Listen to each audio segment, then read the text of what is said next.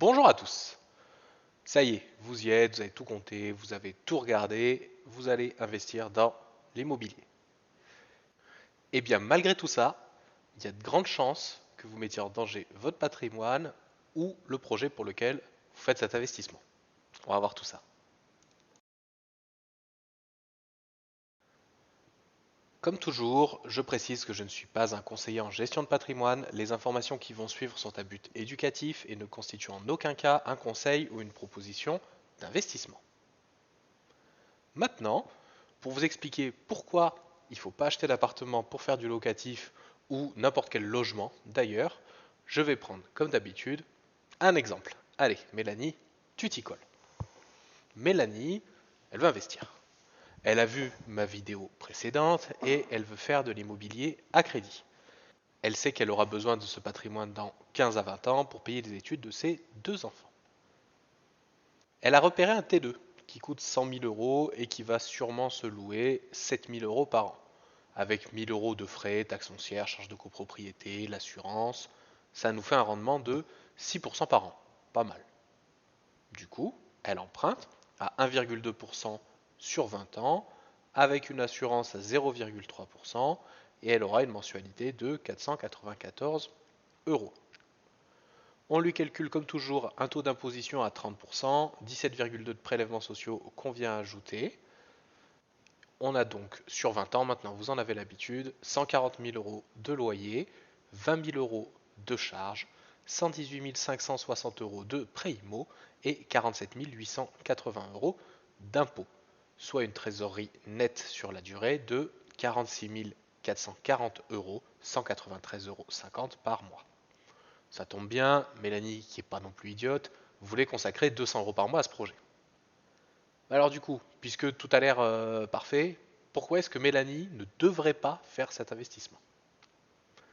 Là, il va falloir rentrer un petit peu dans la vraie vie. Parce que là, on a fait des tableaux, hein, c'est super, c'est génial. Oui, s'il n'y a aucun imprévu.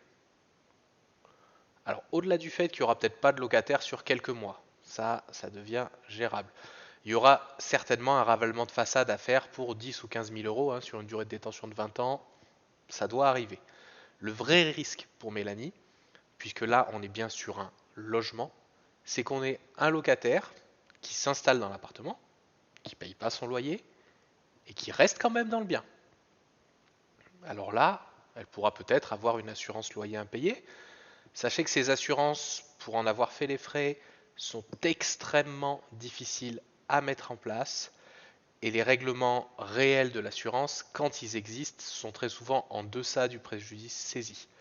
Pour vous dire, il y a beaucoup de banques qui tiennent tout simplement pas compte du fait qu'il y ait une assurance loyer impayée dans le risque locatif. C'est pour vous dire à quel point c'est un truc qui est fiable. Du coup, si ça se produit, qu'est-ce qui va se passer pour Mélanie? Plus de loyer. Bon. Mais des charges et un prêt qu'il faut quand même rembourser.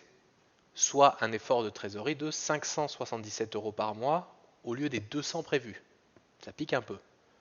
Surtout que si elle veut expulser son locataire, la procédure peut prendre jusqu'à 2 ans et demi. Et que très souvent, ce type de locataire, quand il vous rend le logement, il faut tout refaire à l'intérieur. Donc on va se retrouver avec 10 à 15 000 euros de frais de remise en état après le passage du locataire. Vous imaginez donc les conséquences pour Mélanie, pour sa famille et pour le projet d'études de ses enfants s'il y a ça qui se présente dans son investissement.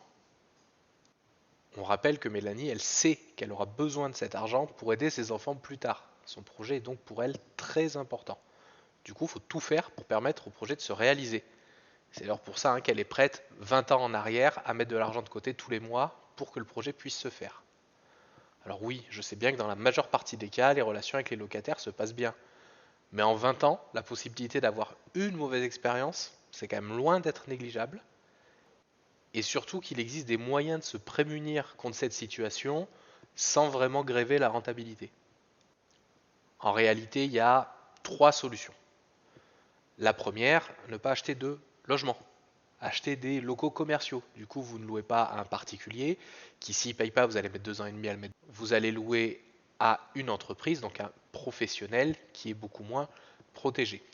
Cependant, c'est quand même un segment très très particulier de l'investissement locatif avec des risques souvent plus importants qui demandent une vraie expertise. Et si on n'achète qu'un seul logement, il y a des coûts fixes, notamment avocat, comptabilité, qu'il faut vraiment s'entourer, qui font que voilà, c'est quand même compliqué pour un patrimoine, on va dire, de monsieur et madame tout le monde.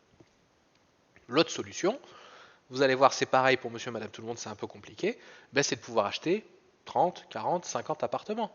Parce que comme ça, si on en a 50, même s'il y a un ou deux locataires qui ne payent pas sur la masse, ça ne fera pas grand-chose et on aura toujours ce roulement de locataires qui pose problème et ça sera inclus dans la masse qu'on a.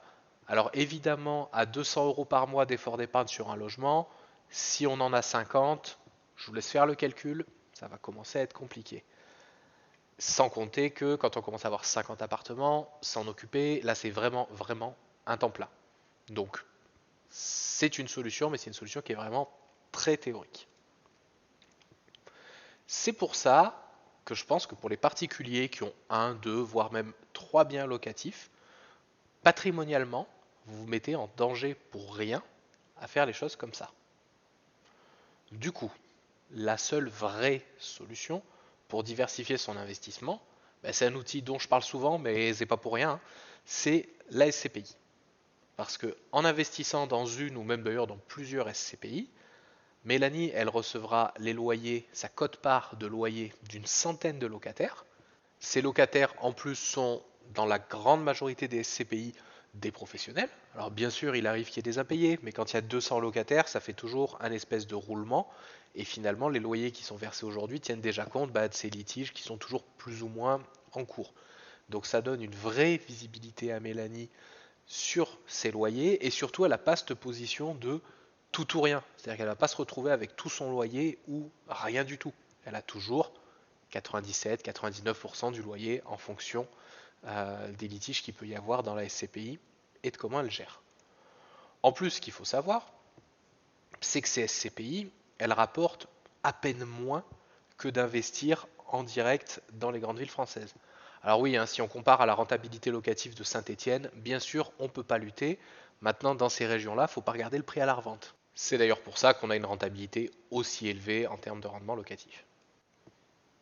Et maintenant, grâce à ces informations, eh bien, Mélanie, elle sait comment sécuriser vraiment au maximum son projet.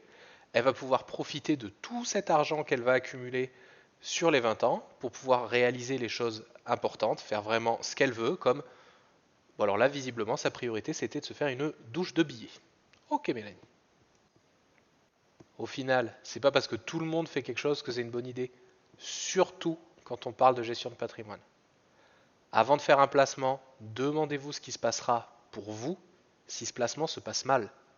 Si vous pouvez encaisser, très bien. Sinon, c'est que c'est sûrement pas celui qu'il faut faire. Comme toujours, si vous souhaitez avoir mon avis sur un sujet financier, économique ou tout simplement soutenir la chaîne, n'hésitez pas à suivre le lien vers mon Tipeee.